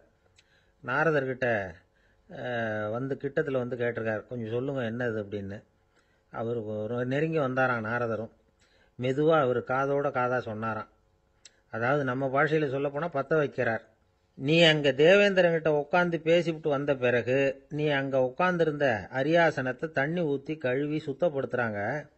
நீ என்ன அந்த அளவுக்கு சுத்தம் இல்லாத ஆளா, தினம் குளிக்காமையா இருக்கிற அப்படின்னாராம். தசரதருக்கு இது ரொம்ப அவமானமா போயிட்டுது. அப்படியே செய்யறாங்க அப்படின்னாராம். ஆமா, நீ வேணும்னா நான் சொல்றது உண்மையா இல்லையா அப்படின்னு சோதனை பண்ணி பார்த்துக்கோ அப்படின்னாராம் நாரதர். உடனே தசரதர் இதுக்காகவே புறப்பட்டு தேவலோகம் போனார். அங்கே வழக்கம் போலவே இவரை கூப்பிட்டு உட்கார வச்சு பேசிக்கிட்டு இருந்தான் தேவேந்திரன். கொஞ்ச நேரம் பேசிக்கிட்டு இருந்துட்டு சரி நான் கிளம்புறேன்னு புறப்பட்டார். சரி அவனும் வாசல் வரைக்கும் வந்து வழி அனுப்பி வச்சுட்டு உள்ளே போயிட்டான். தசரதர் வெளியில் கொஞ்ச நேரம் மறைஞ்சி இருந்துட்டு மெதுவாக உள்ளே எட்டி பார்த்தார் என்ன நடக்குதுன்னு. நாரதர் சொன்னது உண்மைதான். தசரதர் உட்கார்ந்திருந்த ஆசனத்தை அங்கே 2 தேவர்கள் கழுவி சுத்தப்படுத்திக்கிட்டு இருக்கிறாங்க. தசரதரால் இதை தாங்கிக்க முடியல. அவருக்கு ரொம்ப அவமானமாக போச்சு. நேராக கிடுகிடுன்னு தேவேந்திரங்கிட்டே போனார். நான் உட்கார்ந்திருந்த இருக்கையை சுத்தம் பண்ணுறியே, நான் என்ன அந்த அளவுக்கு பாவியா அப்படின்னு கேட்டார். ரொம்ப கோபமாக கேட்டார். தசரதரே, மனுஷனுக்கு 3 கடன்கள் உண்டு. தேவ கடன், ரிஷி கடன், பித்ரு கடன். இதை தீர்க்காதவன் பாவியாகிறான். இதில் மகனை பெறுவதால் தான் பித்ரு கடன் தீரும். உனக்கு மகன் கிடையாது, அதனால நீ பாவியாகிற. பாவி உட்கார்ந்திருந்த இடம்ங்கிறதுனால அதை சுத்தம் செய்ய வேண்டியது எங்கள் கடமை அப்படின்னு நானும் தேவேந்திரன். இந்த இடத்துல தசரதருக்கு ஏற்பட்ட அவமானம் ஒரு வைராக்கியமாக மாறிச்சு. தேவேந்திரனே கேட்டுக்கோ, ஒரு மகனை பெற்ற பிறகுதான் இந்த சபையில் மறுபடியும் அடி எடுத்து வைப்பேன் அப்படின்னு சொல்லிவிட்டு போயிட்டாராம். போய் புத்திர காமேஷ்டி யாகம் பண்ணார். புத்திரர்கள் பிறந்தார்கள். இந்த கதையில் உள்ள கருத்து என்னன்னா, தேவேந்திரன் தசரதரை அப்படி அவமானப்படுத்தலைன்னா அவருக்கு இப்படி ஒரு வைராக்கியம் பிறந்திருக்குமா யோசிச்சு பார்க்கணும். நமக்கு ஏற்படுகிற சில அவமானங்களையும் வைராக்கியமாக மாற்றிக்குவோம். அப்படி மாற்றிக்கிட்டோம்னா வாழ்க்கையில் முன்னேறலாம். நம்ம ஆளுங்க சில பேர் அவமானத்தை வைராக்கியமாக மாற்றிக்கிறது எப்படி தெரியுமா? நம்மகிட்ட ஒரு பையன் சொன்னான், எங்கள் அப்பா என்னை எல்லாருக்கும் முன்னாடி வச்சு திட்டிவிட்டார். பொறுப்பு இல்லாமல் ஊர் சுற்றுறேன்னு சொல்லி அவமானப்படுத்தி விட்டார். இனிமேல் நீ என் முகத்திலேயே முழிக்காதரா போடான்னு வேற சொல்லிவிட்டார். எனக்கு ரோஷம் வந்துட்டுது. அந்த அவமானத்தை வைராக்கியமாக மாற்றிக்கிட்டேன். அன்னையிலேருந்து அவர் முகத்திலேயே முழிக்கிறது இல்லை அப்படின்னா. அப்படியான்னு கேட்டோம். ஆமாங்க, அவர் வீட்டில் இல்லாத நேரமாக பார்த்து உள்ள சமையல் கட்டுக்கு போய் சாப்பிட்டுட்டு நைஸாக வெளியில் வந்துடுவேன் அப்படிங்கிறான் அவன். ஜவஹர்லால் நேரு பிரதமராக இருந்த சமயம் அவர் ஒரு தடவை சென்னைக்கு வந்திருக்கிறார். இங்கே சில முக்கிய நிகழ்ச்சிகளில் கலந்துக்கிறதுக்காக வந்திருந்தார். ஆளுநர் மாளிகையில் ஒரு நாள் ராத்திரி தங்கி மறுநாள் புதுடெல்லி புறப்படுறதாக ஏற்பாடு. நிகழ்ச்சியிலெல்லாம் முடிச்சுக்கிட்டு ஆளுநர் மாளிகையில் தங்கி இருக்கிறார். அன்றைக்கு இரவு படிக்கிறதுக்கு ஒரு முக்கியமான புத்தகம் அவருக்கு தேவைப்பட்டது. அந்த சமயத்தில் உலக அளவில் ஒரு முக்கியமான பொருளாதாரம் சம்பந்தமான ஒரு புத்தகம் வெளியாகி இருக்கிற விஷயம் அவருக்கு தெரியும். அந்த புத்தகம் மெட்ராஸுக்கு வந்திருக்குமா, அது இங்கே கிடைக்குமா அப்படின்னு விசாரிச்சிருக்கிறார் நேருஜி. அவர் இப்படி கேட்ட உடனே அங்கே இருந்தவங்கெல்லாம் ரொம்ப பரபரப்பாக செயல்பட ஆரம்பிச்சுட்டாங்க. முக்கியமான இடங்கள்ல எல்லாம் விசாரிச்சிருக்கிறாங்க அந்த புத்தகம் உங்ககிட்ட இருக்கான்னு. சென்னையில் உள்ள கன்னிமாரா நூல் நிலையத்துக்கு எப்படியும் அந்த புத்தகம் வந்திருக்கணும் அப்படின்னு ஒரு நம்பிக்கை. அங்கே விசாரித்தாங்க. அந்த புத்தகம் 2 நாளைக்கு முன்னாடி தான் அங்கே வந்திருக்குது அப்படிங்கிற விஷயம் தெரிஞ்சுது. உடனே எல்லாரும் அங்கே ஓடினாங்க. அவங்களுக்கு இன்னொரு சந்தேகம், புத்தகம் வந்திருக்கு சரி, அது இந்த சமயத்தில் வேற யாரும் படிக்கிறதுக்கு எடுத்துகிட்டு போயிருக்கக்கூடாதே அப்படிங்கிற சந்தேகம் இருந்தாலும் மனசுக்குள்ள ஒரு தைரியம். இப்படி ஒரு புத்தகம் வெளிவந்திருக்கிற விஷயமே நேருஜி சொல்லி தான் நமக்கே தெரியும். அதுவும் இல்லாமல் உலக பொருளாதாரம் சம்பந்தமான ஏதோ ஒரு புத்தகம் அது. அதை போய் இந்த நேரத்தில் அவ்வளவு ஆர்வமாக யார் எடுத்துகிட்டு போயிட போகிறாங்க அப்படிங்கிற தைரியம். இந்த தைரியத்தோடு அந்த நூல் நிலையத்துக்கு ஓடினாங்க. புத்தகத்தை தேடுனா அது கிடைக்கல. யாரோ எடுத்துகிட்டு போயிருக்கிறாங்க. நேருவுக்கு மட்டுமே தெரிஞ்சிருந்த அந்த புத்தகம் பற்றின விஷயம் சென்னையில் வேற ஒருத்தருக்கும் தெரிஞ்சிருக்குது. உடனே எல்லாரும் பரபரப்பா அந்த அதுக்குன்னு இருக்கிற ரிஜிஸ்டர் இருக்குல்ல, பதிவேடு, அதை புரட்டி பார்க்குறாங்க யார் எடுத்துகிட்டு போகிறாங்கன்னு தெரிஞ்சுக்கிறதுக்காக. எடுத்துகிட்டு போனவங்க அதில் கையெழுத்து போட்டிருப்பாங்கல்ல, அதை பார்த்து யாருன்னு தெரிஞ்சுக்கலாம் அப்படிங்கிறதுக்காக தான் அதை புரட்டுறாங்க. அதோ அந்த புத்தகத்தோட பேர் பக்கத்தில் அதை எடுத்துக்கிட்டு போனவங்க கையெழுத்து உத்து பார்க்குறாங்க எல்லாரும். அதில் போட்டிருக்குது பேர் CN அண்ணாதுரை அப்படின்னு எழுதியிருந்தது. அவர் தான் பேரறிஞர் அண்ணா. நேரு படிக்க விரும்பின ஒரு புத்தகத்தை அதே நேரம் படிக்க விரும்பின இன்னொரு தலைவர் இவர். படிக்கிறதுல அவருக்கு இருந்த ஆர்வத்தை நாம் தெரிஞ்சுக்கணும்னா அதுக்கு எவ்வளவோ சம்பவங்கள் இருக்குது. கடைசி காலத்தில் அவர் அடையாறு மருத்துவமனையில் படுத்திருக்கிறார். அவருக்கு ஒரு முக்கியமான அறுவை சிகிச்சை செய்ய வேண்டியிருக்குது அவசரமாக. அமெரிக்காவிலேருந்து டாக்டர் மில்லர் வந்திருக்கிறார். அவர்கிட்ட கேட்குறார், டாக்டர் நாளைக்கே அறுவை சிகிச்சை செய்ய போகிறீங்களா அப்படின்னு. ஆமாங்கிறார் டாக்டர் மில்லர். நாளைக்கு மறுநாள் செஞ்சுக்கிறேனே அப்படின்னாரான் அண்ணா. ஏன் ஏதாவது நாள் பார்க்குறீங்களான்னு கேட்டிருக்கார். இல்லை, ஒரு புத்தகத்தை படிச்சுக்கிட்டு இருக்கிறேன், அதை நாளைக்குள்ளே முடிச்சிருவேன், அதுக்கப்புறம் நான் இறந்தாலும் கவலை இல்லை அப்படின்னாராம் இவர். அவர் தான் அறிஞர் அண்ணா. சங்ககால நூல்கள்லேருந்து சமீபத்தில் வந்த நூல்கள் வரைக்கும் எல்லாம் அவர் படிச்சிருக்கிறார். ஒரு திருமண விழாவில் அவர் பேசும்பொழுது சொன்ன விஷயம் இது. சங்க காலத்தில் காதலியை மணக்க விரும்புகிறவனுக்கு அவனுடைய தந்தை வீர சோதனைகள்லாம் வைப்பாரு. போய் புலிப்பல்லு கொண்டுகிட்டு வா, அப்போதான் என் பொண்ணை கொடுப்பேன் அப்படின்னு சொல்லுவார். காதலன் உடனே காட்டுக்கு போவான், ஒரு புலியை கொன்று அதனுடைய பல்லை கொண்டுகிட்டு வருவான். அதை வீர பதக்கத்தில் பதிச்சு அவனுக்கு மாமனார் சூட்டுவார் கல்யாண சமயத்தில். இப்போலாம் காதலன் கிட்ட அப்படி சொல்ல முடியாது. இப்போலாம் காதலன் கிட்ட காட்டுக்கு போய் புலிப்பல் கொண்டுகிட்டு வான்னு யாராவது சொன்னா புலி தான் மாப்பிள்ளையா வந்து சேரும் அப்படின்னார். உலகத்தில் எது எதுக்கும் ஆராய்ச்சி கூடங்கள் இருக்குதுல்ல, அது மாதிரி தூக்கத்தை பற்றி ஆராய்ச்சி பண்ணுறதுக்கு ஒரு ஆராய்ச்சி கூடம் இருக்குது. அப்படி ஆராய்ச்சி பண்ணணும்னா அதுக்கு மூழ்கிக்கிட்டு இருக்கணும்ல. அதனால தான் அந்த ஆராய்ச்சி கூடம் இங்கே இல்லை. அமெரிக்காவில் பாஸ்டன் பல்கலைக்கழக மருத்துவமனையில் அது இருக்குது. அங்கே தூக்கத்தை பற்றி பலவிதமான ஆராய்ச்சிகள் பண்ணிகிட்டு இருக்கிறாங்க. அந்த ஆராய்ச்சி கூடத்தில் இயக்குனராக இருக்கிற ஒரு நிபுணர் அவர் என்ன சொல்கிறார் தெரியுமா? உங்களுக்கு தூக்கம் வரலையா, நீங்கள் நல்லா தூங்குறதுக்கு தாராளமாக சில யோசனைகளை என்னால் சொல்ல முடியும் அப்படிங்கிறார். யோசனை தானே, காசா பணமாக கேட்டு வச்சுக்கலாமே. உணவு, மனநிலை, தூங்கும் இடத்தோட சூழ்நிலை, படுக்கைக்கு செல்றப்போ உள்ள பழக்க வழக்கங்கள், இது காரணமாக ஒருத்தருக்கு தூக்கம் வராமல் போகலாம். தூக்கம் வராததுக்கு இதுதான் காரணம்னா அதையெல்லாம் சுலபமாக கட்டுப்படுத்தலாங்கிறார் அவர். தூக்கத்தை வரவழைக்கக்கூடிய ஒரு நல்ல மருந்து உடற்பயிற்சி. ஆனால் ஒன்று, படுக்க போகிற நேரத்தில் இது மாதிரி உடற்பயிற்சிகள் எல்லாம் செய்யக்கூடாது. கொஞ்சம் முன்னாடி பகல்லையே இந்த பயிற்சிகளை செய்கிறது நல்லது. தூக்கம் வராமல் அவதிப்படுறவங்க பிற்பகல் நேரங்களில் காஃபி, டீ இது மாதிரி பானங்களை சாப்பிடக்கூடாது. மது அருந்துறது கூட தூக்கத்தை பாதிக்கும். வெது வெதுப்பான நீரில் குளிக்கிறது, தியானத்தில் ஈடுபடுறது, ஓய்வாக இருக்கிறது, படுக்கிறது, அதாவது படுக்கிறதுக்கு முன்னாடி ஒரு குவளை பால் சாப்பிட்றது, இதெல்லாம் தூக்கத்தை வரவழைக்கிறது ரொம்ப உதவியாக இருக்கும். இன்னொரு விஷயம் என்னென்னா, தூங்கி ஆகணுமேங்கிற கவலை வேண்டியதில்லை. அப்படி நினச்சி கவலைப்படுறதை விட்டுடணும். தூக்கம் வரலையா, உடனே படுக்கையை விட்டு எழுந்திருக்க வேண்டியது. வெளியில் வாங்க, வேறு ஏதாவது வேலையில் ஈடுபடுங்க, கொஞ்சம் நேரம் உலாவுங்க, அல்லது ஏதாவது ஒரு புஸ்தகத்தை எடுத்து படிங்க. களைப்பு ஏற்பட்டால் மறுபடியும் படுக்கைக்கு போங்க, தூக்கம் தானாக வந்துடும். ஒரு விஷயத்தை மட்டும் நல்லா ஞாபகத்தில் வச்சுக்கணும். படுக்கைக்கு போகிறப்போ உங்கள் மற்ற எல்லா பிரச்சனைகளையும் மறந்துடணும். அது எப்படி சார் முடியும், அந்த நேரம் தானே எல்லா பிரச்சனையும் வரிசையாக ஞாபகத்துக்கு வருது அப்படின்னு நாம் நினைக்கலாம். ஆனால் பழக்கத்தில் அதை நாம் மாற்றிக்க முடியும். கொஞ்சம் முயற்சி பண்ணணும், அவ்வளோதான். இது எல்லாமே ஆராய்ச்சி பண்ணி பார்த்துட்டு அந்த நிபுணர் சொல்கிற கருத்து தான். இன்னொரு விஷயமும் அவர் சொல்கிறார். அது என்னென்னா, உடல் கோளாறு காரணமாக தூக்கம் வராமல் அவதிப்படுறவங்களுக்கெல்லாம் இந்த யோசனைகள் சரியாக வராது அப்படிங்கிறார். அதுக்கெல்லாம் மருத்துவ சிகிச்சை கொடுத்து தான் சரி பண்ணணும். சில பேருக்கு நடு ராத்திரியில் மூச்சு திணறல் ஏற்பட்டு தூக்கம் வராமல் போயிடும். ஊரெல்லாம் தூங்குறப்போ தான் மட்டும் தூங்காமல் மூழ்கிட்டு இருக்கிறது, ஊரெல்லாம் மூழ்கிட்டு இருக்கிறப்போ தான் மட்டும் தூங்குறது, இது மாதிரி கோளாறுகளால் சில பேர் பாதிக்கப்படலாம்.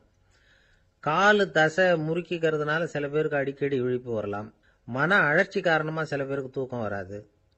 இது மாதிரி கோளாறுகளுக்கெல்லாம் அதுக்கு தகுந்த மாதிரி சிகிச்சை கொடுத்து தான் சரி பண்ண வேண்டியிருக்கும்.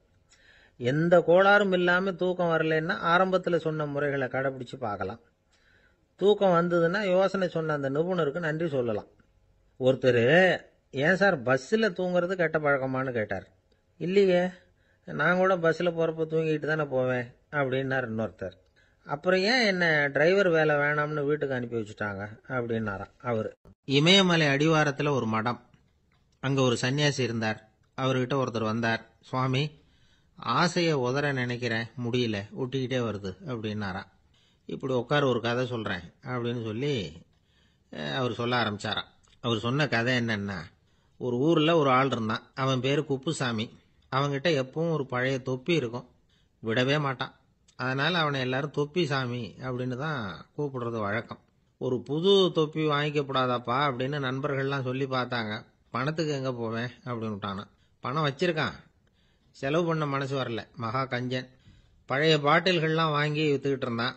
அப்படி ஒரு தடவை பழைய கண்ணாடி சாமான்களை ஏலத்தில் எடுத்தப்போ அதில் ஒரு அருமையான சென்ட்டு பாட்டில் கிடச்சிது. உடனே ஒரு ஐடியா பண்ணான். அந்த சென்ட்டை சின்ன சின்ன பாட்டில்களில் அடைச்சி ஜன்னல் ஓரமாக அடுக்கி வச்சுட்டான். அதை விற்றா நிறைய பணம் கிடைக்குமே, அதனால். இதுக்கு இடையில் ஒரு நாள் அவன் அப்படியே உட்காந்துருந்தான். அந்த நேரம் நண்பன் வந்தான். ஏண்டா, உன் பழைய தொப்பியை மாற்றப்படாதா, ஊரில் எல்லாரும் கேலி பேசுகிறாங்களே உன்னை தொப்பி சாமின்னு, அப்படின்னு சொல்லி கேட்டிருக்கான். இந்த சென்ட்டு பாட்டில் விற்றதும் பணம் வரும், அதுக்கப்புறம் பார்க்கலாம் அப்படின்னு நானா இவன். சரி வா நீச்சல் குளத்துக்கு போயிட்டு வருவோம் அப்படின்னு கூப்பிட்டுருக்கான் நண்பன். 2 பேரும் போனாங்க.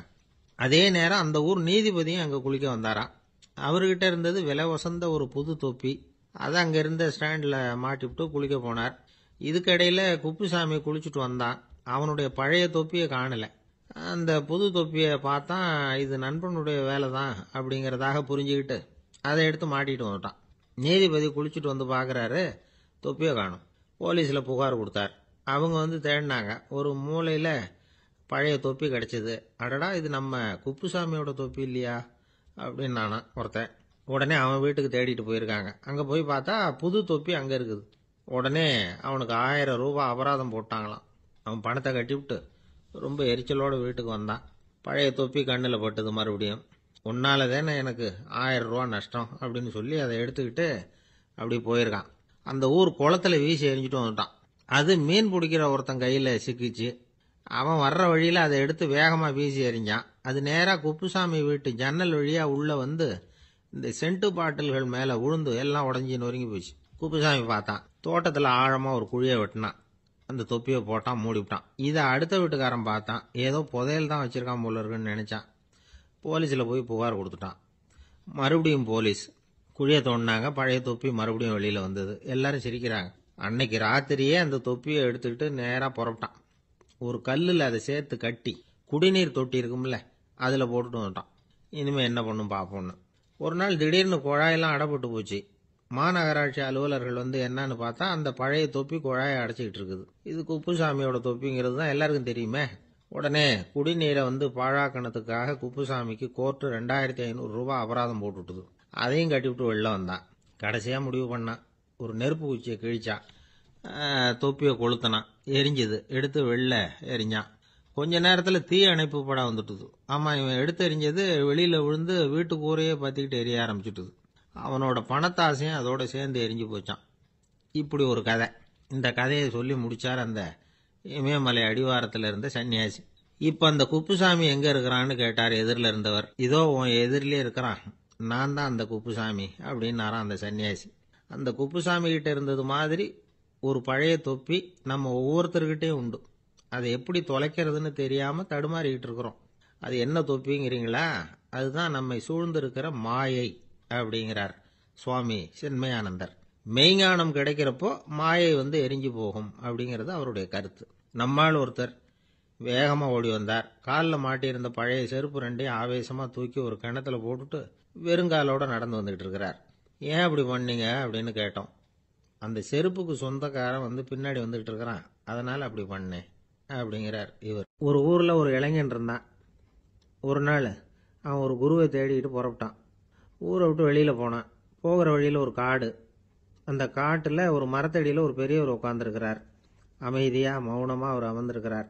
இந்த பெரியவரை விசாரிக்கலாம், குருவை தேடி கண்டுபிடிக்கிறதுக்கு இவர் ஏதாவது ஒரு வழி சொல்லி கொடுப்பார் அப்படின்னு நினச்சிக்கிட்டு அவரை நெருங்கினான். ஐயா, எனக்கு ஒரு குரு தேவை, எங்கே கிடைப்பார்? அவரை எப்படி அடையாளம் கண்டுபிடிக்கிறது? அதை பற்றி ஏதாவது விவரம் சொன்னீங்கன்னா நான் கண்டுபிடிச்சிக்குவேன் அப்படின்ட்டுருக்கான். பெரியவர் நிமிர்ந்து பார்த்தார். தம்பி, அது ரொம்ப சுலபம். அவர் வயசானவராக இருப்பார். என்னை விட சுமார் 30 வயசு அதிகமாக இருக்கும். அவர் ஒரு மரத்தடியில் தான் உட்காந்துருப்பார் அப்படின்ட்டுருக்கான். சரிங்க பெரியவரே, அது என்ன மாதிரியான மரம், எப்படி இருக்கும் அப்படின்னு கேட்டிருக்கான். பெரியவர் அந்த விவரங்களையும் சொல்லியிருக்கிறாரு. அது மட்டும் இல்லை, சந்திக்கிற நாள், நேரம், வினாடி முதற்கொண்டு எல்லா விவரங்களையும் துல்லியமாக சொன்னாராம். இவ்வளவு விவரங்களை இவரால் எப்படி சொல்ல முடியுது அப்படின்னு இவனுக்கு ஆச்சரியம். இருந்தாலும் அந்த பெரியவர் கடைசியாக ஒரு விவரம் சொன்னார். அது என்ன தெரியுமா? எப்படியும் நீ அவரை சந்திக்கிறதுக்கு ஒரு 30 வருஷம் ஆகும் அப்படின்னு சொல்லிவிட்டாராம். ரொம்ப நன்றிங்க பெரியவரே அப்படின்னு சொல்லிவிட்டு அந்த இளைஞன் புறப்பட்டுருக்கான். இப்போ அவனுக்கு குரு பற்றின விவரம் எல்லாம் கிடைச்சிட்டுது, சந்திக்கிற நேரமும் தெரிஞ்சுட்டுது. ஆனால் 30 வருஷம் அவரை தேடி அலைய வேண்டியிருக்குமே. அவன் தேட ஆரம்பித்தான். காடு மலை எல்லாம் சுற்றி அலைஞ்சான். பல வருஷங்கள் தேடினான். அழுத்து போயிட்டான். கடைசியில் அவனுக்கும் வயசாயிட்டுது. கடைசியில் தன்னுடைய சொந்த ஊருக்கே திரும்பி போய்கிட்டு இருந்தான். அங்கே ஒரு மரத்தடியில் அவன் தேடிக்கிட்டு இருந்த குருநாதர் கிடைச்சார். யார் அவருன்னா, 30 வருஷத்துக்கு முன்னாடி வழி சொல்லி கொடுத்தாருல அதே பெரியவர். அவருக்கு இப்போ 30 வயசு அதிகமாக இருந்தது. அதே மரம். அன்னைக்கு பெரியவர் சொன்ன அடையாளம் இப்போ பொருத்தமாக இருந்தது. இப்போ அந்த பெரியவர் சொன்னார், சரியாக வந்து சேர்ந்துட்டேன், வா, உனக்காக தான் நான் இவ்வளவு காலமும் காத்துக்கிட்டு இருந்தேன் அப்படின்னாராம். என்ன சொல்கிறீங்கன்னு இருக்கான். 30 வருஷத்துக்கு முன்னாடி என்கிட்ட வந்தியே, அப்பவே என் காலம் முடிஞ்சு போயிருந்தது. அப்பவே என்ன உனக்கு அடையாளம் தெரியல, அதனால இவ்வளவு காலம் உனக்காக காத்துட்டு இருக்கும்படி ஆயிட்டுது அப்படின்னாராம். ஐயா, அப்பவே நீங்க சொல்லியிருக்கலாமே, இதுதான் 30 வருஷம் கழிச்சு நீ சந்திக்க போற இடம், நான் தான் உன்னுடைய குரு அப்படின்னு சொல்லியிருக்கலாமே அப்படின்ட்டுருக்கான். அந்த பெரியவர் சிரிச்சுக்கிட்டே இதுக்கு பதில் சொன்னாராம். நான் எவ்வளவோ விவரமாக தான் சொன்னேன், நீ சரியா புரிஞ்சுக்கல. காரணம், அப்போ நீ போதுமான அளவுக்கு பக்குவம் பெற்றிருக்கவில்லை, அதனால புரியும் சக்தி இல்லாம போயிட்டுது. அப்போ 30 ஆண்டு காலம் நீ அலைஞ்சு தெரிஞ்சிருக்கிற, அது காரணமா இப்போ உனக்கு அந்த பக்குவம் வந்துட்டுது, அதனாலதான் அடையாளம் காண முடிஞ்சது, நானே உன்னுடைய குரு அப்படின்னாராம். இதுல இருந்து என்ன தெரியுதுன்னா, ஆன்மீகத்துல மாணவனாக சேர்றதுக்கு கூட ஒரு பக்குவத்தன்மை தேவைப்படுது. ஒரு பெரிய ஞானி, அவர்கிட்ட சீடனா இருக்க ஒருத்தன் வந்தான், எதிரில் நின்னா. ஞானி அவனை வெகு நேரம் உற்று பார்த்தார். அப்புறம் சொன்னார், சீடனா இருக்கிறது ரொம்ப சிரமம்னார். நான் தயாரா இருக்கிறேன்னா.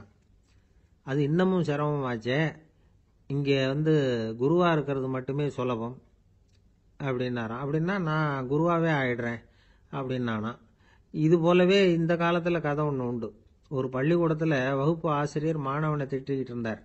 டேய், நீ 100க்கு 10 மார்க் தான் வாங்கிட்டு இருக்க, இவ்வளவு மோசமா நீ படிச்சா கடைசியில மாடு மேய்க்கிறது கூட லாய்க்கு இல்லாதவனா ஆயிடுவ, அதுக்கப்புறம் என்ன செய்ய போற அப்படின்னாராம். பையன் தலையை சொரிஞ்சுக்கிட்டே சொன்னானா, சார் அப்படின்னா ஒன்று செய்யறேன் அப்படின்னானா. இவர் கேட்டிருக்கார், என்ன செய்ய போறேன்னு. வேற என்ன சார், உங்களை மாதிரி ஒரு ஆசிரியர் ஆயிடுறேன் அப்படின்னானா. ஒரு கடைக்கு போனேன், 5 ரூபா பணத்தை எடுத்து கொடுத்தேன், ஒரு தினசரி பத்திரிகையை கேட்டேன். அவரு உடனே அங்க அடுக்கி வச்சிருந்த பத்திரிகையில ஒன்று எடுத்து என் கையில கொடுத்தார், வாங்கிக்கிட்டேன். மீதி பணத்தை எடுத்தார், அதையும் என் கையில கொடுக்கணும்ல, கொடுக்கல. எதிரில் இருந்த பலகையில வச்சு எடுத்துக்க சொன்னார். எப்பவும் அவர் அப்படிதான் பண்ணுவார், நானும் எடுத்துக்கிட்டு வந்துடுவேன். இவர் ஏன் இப்படி பண்றாருங்கிறது எனக்கு ரொம்ப நாளா ஒரு சந்தேகம். ஒரு நாள் அவர்கிட்டயே இதை கேட்டுவிட்டேன். ஏங்க, நீங்க உங்க கடைக்கு பொருள்கள் வாங்குறவங்களுக்கு நீங்க பாக்கி சில்லறையை கொடுக்கறப்போ பலகையில வச்சு விடுறீங்க, கையில கொடுக்க மாட்டேங்கிறீங்களே, ஏன் அப்படின்னு கேட்டேன். காசை கையில கொடுத்தா நம்ம கிட்ட இருக்கிற லட்சுமி போயிடுவா சார் அப்படின்னார். அதாவது பணம் செலவாயிடும் அப்படின்னு அர்த்தமா. இன்னொரு நண்பர், அவர் ஒரு நாள் வழக்கத்துக்கு மாறா ரொம்ப சோகமா உட்காந்துருக்கிறார். ஏங்க என்னாச்சு, ஏன் இப்படி கப்பலே கவிழ்ந்தது மாதிரி உட்காந்துருக்கிறீங்க அப்படின்னு கேட்டேன். கப்பலே கவிழ்ந்திருந்தா கூட நான் இப்படி கவலைப்பட மாட்டேன் சார், வேற ஒன்று நடந்து போச்சுன்னார். என்னன்னு கேட்டேன். என் உச்சந்தலையில பல்லி ஒன்று விழுந்துட்டுதுன்னார். அதுக்காகவா இப்படி அப்படின்னு ஆச்சரியப்பட்டேன். ஆமாங்க, பள்ளி உச்சந்தலையில் விழுந்தா பலன் என்னன்னு பஞ்சாங்கத்தில் பார்த்தேன், மரணம்னு போட்டிருக்கு அப்படின்னு சொல்லிவிட்டு அவர் தொடர்ந்து கவலைப்பட ஆரம்பிச்சிட்டார். இப்படியும் ஒருத்தர், என் கூட வேலை பார்க்குற ஒருத்தர் எப்படி தெரியுமா, தினமும் வலது காலை வச்சு தான் ஆபீஸுக்கு உள்ள நுழைவார். என்னைக்காவது தவறுதலா இடது காலை வச்சு உள்ள வந்துட்டார்னா அன்னைக்கு பூரா மனசு சங்கடப்படுவார், எந்த வேலையும் சரியா ஓடாது. கேரம் போர்டு ஆடுற ஒருத்தர் எப்போ ஆட உட்கார்ந்தாலும் ஸ்ட்ரைக்கரை கை தவறி கீழே விழற மாதிரி பண்ணி அதுக்கப்புறம் அதை எடுத்துக்கிட்டு ஆட உட்காருவார். ஏன்னா எப்போ ஒரு தடவை நிஜமாவே அது கை தவறி கீழே விழுந்திருக்குது, அன்னைக்கு பிரமாதமா ஜெயிச்சுட்டார். உடனே ஒரு முடிவுக்கு வந்துட்டார், கை தவறுனா லாபம் அப்படின்னு. அதுக்கப்புறம் அதையே பழக்கமாக்கிக்கிட்டார். பூனை குறுக்க போனா சகனம் சரியில்லைன்னு நினைக்கிறவங்க உண்டு. ஆனா ஒருத்தர் எப்படி தெரியுமா, அவர் வெளியில கிளம்புற சமயம் பக்கத்து வீட்டு ரேடியோவில் மியாவ் மியாவ் பூனை குட்டின்னு பாட்டு சத்தம் கேட்டா கூட போதும், சகனம் சரியில்லைன்னு பிரயாணத்தை கேன்சல் பண்ணிவிடுவார். இப்ப இவ்வளவும் எதுக்கு சொல்றோம்னா, அளவுக்கு மீறின சகுன நம்பிக்கைகள் இருக்கு பாருங்க, இதோட பயமும் சேர்ந்துகிட்டதுன்னு வச்சுக்கோங்க, இது ஒருத்தருடைய மனநிலையை பாதிச்சிடும். இது உளவியல் நிபுணர்கள் சொல்ற கருத்து. வாழ்க்கையே தடுமாற வச்சிரும். பாதுகாப்பு இல்லாத உணர்வு, ஒரு விதமான டிப்ரெஷன் மனநிலை, இதெல்லாம் தான் இதுக்கு காரணமா அமையலாம். சில பேர் காய்கறி நறுக்க கத்திய கையில் எடுத்தா கூட நேரம் சரியா இருக்கா அப்படின்னு பார்த்துட்டு தான் வேலையை ஆரம்பிக்கிறது வழக்கம். அறிவு தான் மனசுக்கு வாத்தியாரா இருக்கணும், அப்பதான் வாழ்க்கை நிம்மதியா இருக்கும். அறிவு மனசு சொல்றபடியெல்லாம் கேட்க ஆரம்பிச்சுட்டுதுன்னா இடைஞ்சல் தான்.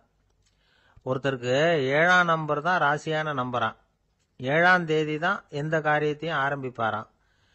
7 எழுத்து வர்றது மாதிரி பேரை மாத்தி வச்சுக்கிட்டார். 7 மணிக்கு தான் தினமும் எழுந்திருப்பார். 7ஆம் நம்பர் வீட்டில் தான் குடியிருக்கார். கல்யாணம் கூட 7ஆம் தேதி தான் பண்ணிக்கிட்டார். அவர் ஒரு நாள் குதிரை பந்தயத்துக்கு போனாராம். குதிரையோட பேரையெல்லாம் பார்த்தார். ஒரு குதிரையோட பேர் 7 எழுத்துல அமைஞ்சிருந்தது. 7 தானே இவருக்கு அதிர்ஷ்ட நம்பர், அதனால உடனே அது பேர்ல பணத்தை கட்டினார். பந்தயம் நடந்தது. என்ன சார் ஆச்சுன்னு கேட்டாங்க. நான் பணம் கட்டின அந்த என்னோட குதிரை 7ஆவதா வந்து சேர்ந்தது சார் அப்படின்னாராம் சோகமா. காசியில் இருக்கிற கடவுள் காசி விஸ்வநாதர், அங்க இருக்கிற தேவி காசி விசாலாட்சி. இவங்க 2 பேரும் ஒரு நாள் பேசிக்கிட்டு இருந்தப்போ கடவுள் சொன்னார், இந்த மனிதர்களை நாம ரொம்பவும் நம்பிக்கையோட தான் படைச்சிருக்கிறோம், இருந்தாலும் அவங்களுக்கு தான் நம்பிக்கை இல்லை, எதுலேயும் ஒரு உண்மையான நம்பிக்கை இல்லாமல் வாழ்ந்துக்கிட்டு இருக்கிறாங்க அப்படின்னார். என்ன அப்படி சொல்கிறீங்க? அதை பாருங்க, எவ்வளவு பேர் காசியை தேடிட்டு வந்து கங்கையில் குளிச்சுக்கிட்டு இருக்கிறாங்க, அவங்கெல்லாம் நம்பிக்கை இல்லைன்னா இவ்வளவு தூரம் தேடிட்டு வந்து இங்கே குளிப்பாங்களா அப்படின்னு நாங்கள் தேவி. சரி, அதை சோதிச்சு பார்க்கலாம் அப்படின்னு 2 பேரும் முடிவு பண்ணிக்கிட்டாங்க. உடனே ஒரு திட்டம் போட்டாங்க. அது எப்படின்னா, நாம் 2 பேருமே பக்தர்கள் மாதிரி உருவத்தை மாற்றிக்கிட்டு கங்கை கரைக்கு போக வேண்டியது. நான் வந்து கங்கையில் இறங்கி குளிக்கிறேன், கொஞ்ச நேரத்தில் சுழலில் மாட்டிக்கிட்டது மாதிரி நடிக்கிறேன். நீ உடனே கரையிலிருந்து சத்தம் போடு, என்னோட வீட்டுக்காரரை யாராவது காப்பாற்றுங்களேன் காப்பாற்றுங்களேன்னு சத்தம் போடு. அதோட இன்னொன்று சொல்லு, யாராவது ஒரு புண்ணிய ஆத்மா அவர்கிட்ட போய் அவருடைய முடியை பிடிச்சி இழுக்கணும், அப்படி ஒரு சாபம் இருக்குது எங்களுக்கு. புண்ணிய ஆத்மா, அதாவது எந்த பாவமும் செய்யாத இல்லாத ஒருத்தர் தான் அவரை காப்பாற்ற முடியும். அப்படிப்பட்டவங்க யாராவது வெள்ளத்தில் குதிச்சு என்னுடைய கணவரை காப்பாற்றுங்கோ அப்படின்னு நீ சத்தம் போடு, கூச்சல் போடு, என்ன நடக்குதுன்னு பார்க்கலாம் அப்படின்னார் கடவுள். சரின்னு சொல்லி 2 பேருமா சாதாரண பக்தர்கள் மாதிரி கங்கை கரைக்கு வந்து சேர்ந்தாங்க. அவர் இறங்கி குளித்தார். திட்டம் போட்டது மாதிரியே சுழலில் மாட்டிக்கிட்டது மாதிரி கத்துனார். கரையில் இருந்த அந்த அம்மா, ஐயோ என் கணவரை காப்பாற்றுங்களேன், யாராவது காப்பாற்றுங்களேன்னு கத்துனாங்க. பல பேர் ஓடி வந்தாங்க. உடனே இவங்க, பாவம் இல்லாத புண்ணிய ஆத்மா ஒருத்தரால் தான் என்னுடைய கணவர் காப்பாற்றப்படணுங்கிறது விதி, அப்படி ஒரு சாபம் இருக்குது, அதனால் புண்ணிய ஆத்மா யாராவது அவர்கிட்ட போய் அவர் முடியை பிடிச்சி தூக்குனா அவரை காப்பாற்றி போடலாம் அப்படின்னாங்க. இவங்க இப்படி சொன்னதும் எல்லாரும் திகைச்சு போய் நின்றுட்டாங்க. ஒவ்வொருத்தருக்கும் அவங்க செஞ்ச பாவம்லாம் ஒவ்வொன்றா ஞாபகத்துக்கு வர ஆரம்பிச்சுட்டுது. சரி, இதுக்கு நாம லாயக்கு இல்லை அப்படின்னு சொல்லி ஒதுங்கி போக ஆரம்பிச்சிட்டாங்க எல்லாம். இந்த சமயத்தில் யாரோ ஒருத்தர் வேகமாக ஓடி வந்தார், ஆற்றுல குதிச்சார். அவர்கிட்ட போனார், முடியை பிடிச்சார், தூக்குனார், அவரை காப்பாற்றி கரைக்கு கொண்டுட்டு வந்துட்டார். அப்படி காப்பாற்றின அந்த ஆளை இவங்க 2 பேரும் தனியாக கூப்பிட்டுக்கிட்டு ஒரு மண்டபத்துக்கு வந்துட்டாங்க. வந்து விசாரிக்கிறாங்க. நீ யாரப்பா அப்படின்னு கேட்குறாங்க. ஏதும் தெரியாத மாதிரி. நான் இந்த ஊர் அன்ன சத்திரத்தில் வேலை செய்கிற ஒரு சமையல்காரன் அப்படிங்கிறார். நீ வந்து கங்கையில் குளிக்கிறது உண்டான்னு கேட்டிருக்காங்க. நான் இந்த ஊர்லேயே தான் இருக்கிறேன், இருந்தாலும் தினமும் கங்கையில் குளிக்கிறது இல்லை, எப்பாவது ஒரு நாள் அங்கே குளிப்பேன் அப்படின்னார். கங்கையில் மூழ்கி எழுந்திரிச்சா பாவம்லாம் தொலையும்னு சொல்கிறாங்க. அப்படி இருக்கிறப்போ அங்கே இன்னைக்கு கங்கையில் குளிச்சுக்கிட்டு இருக்கிறவங்கெல்லாம் தங்களை வந்து புண்ணிய ஆத்மாவா நினைக்கல. கங்கையில் குளிக்காத நீ உன்னை வந்து புண்ணிய ஆத்மாவா நினச்சி என்னை காப்பாற்ற வந்திருக்கிற, அது எப்படி அப்படின்னு கேட்டார்.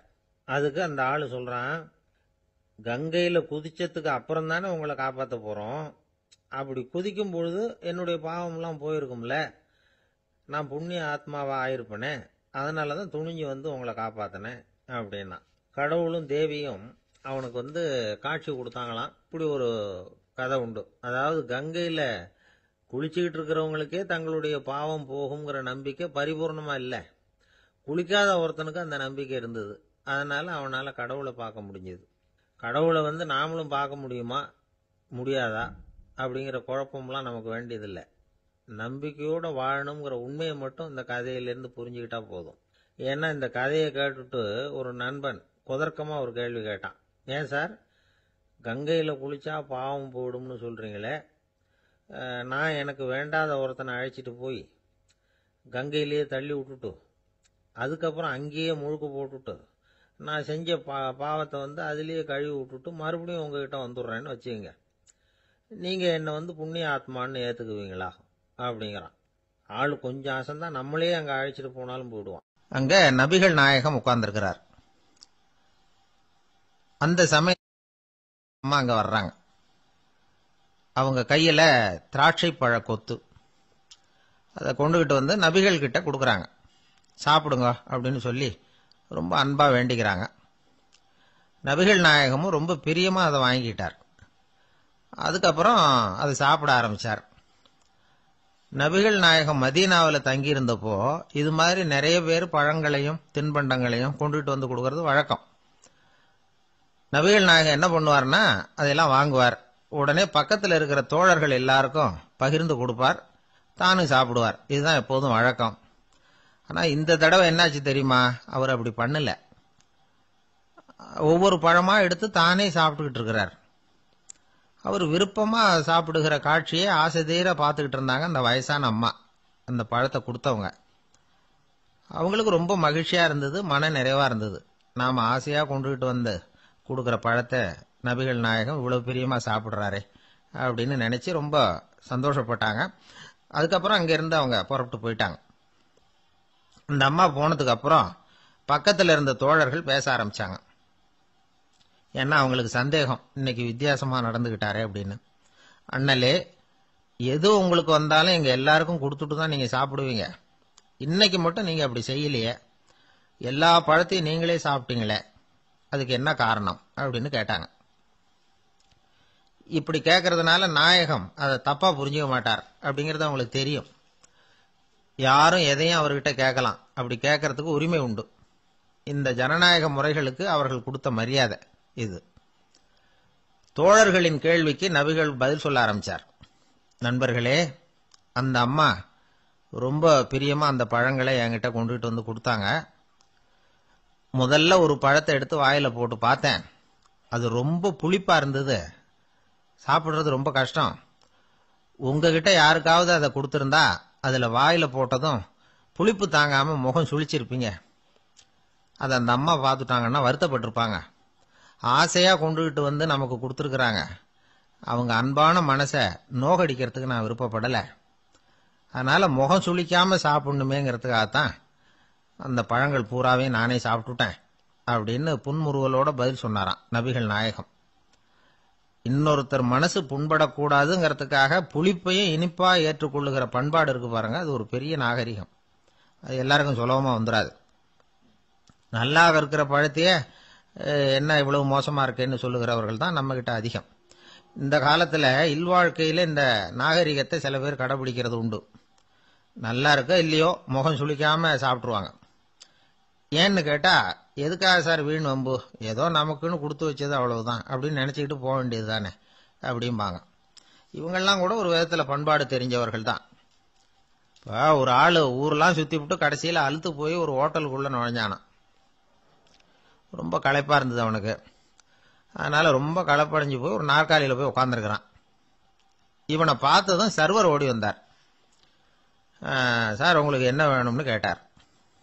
எனக்கு தேவை 2 தோசையும் கொஞ்சம் அன்பான வார்த்தைகளும் அப்படின்னா. சர்வர் உள்ள போனார், 2 தோசையை கொண்டாந்து வச்சார். அன்பான வார்த்தை கேட்டனே அப்படின்னா இவன். சர்வர் ரொம்ப பணிவா குனிஞ்சி இவன் காதோரமா சொன்னார், ஐயா, இந்த தோசையை சாப்பிட்றாதீங்க, புளிச்சு போன பழைய மாவு அப்படின்னார். இது பாருங்க, அன்பான வார்த்தையும் 2 தோசையும் கேட்டார், கொண்டாந்து கொடுத்துட்டார். இப்படி இருக்கிறவர்களும் இன்றைய மனிதர்கள் அதிகம். அதனால மனிதர்கள் ஒவ்வொருத்தரும் ஒவ்வொரு விதம்.